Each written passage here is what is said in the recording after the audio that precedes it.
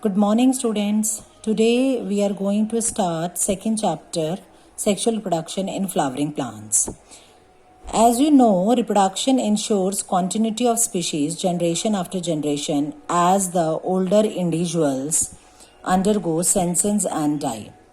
Flowering plants shows sexual mode of reproduction and bears complex reproductive units as male and female reproductive units along with the accessory structures. Flower is a modified stem which functions as a reproductive organ and produces ova or pollen.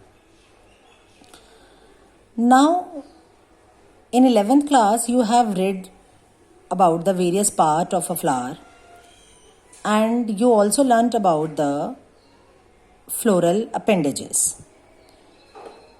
As you see in the diagram, a typical angiospermic flower consists of 4 whorls of floral appendages attached to the receptacle. That is called the calyx, which is also called as a sepals. Calyx. And the petals, it is also called as a corolla. Male productive part, which constitutes anther, stamen and filament. And the female productive part called as a gynoecium, which constitute the ovary, style and stigma. Now you have learned in first chapter the events in the reproduction. There are 3 events: pre-fertilization events, fertilization events and post-fertilization events. Now in the pre-fertilization events, the events which occur before the fertilization, जो fertilization से पहले होते हैं events, उनको हम pre-fertilization events कहते हैं. And it consists of 2 processes called gametogenesis and gamete transfer. You have learnt in 3rd chapter, that is the human reproduction, gametogenesis constitute spermatogenesis, that is the formation of sperm, and oogenesis, that is formation of ovum.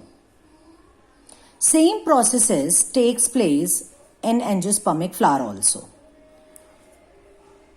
In flower, we talked about the microsporogenesis, means formation of microspores tetrad.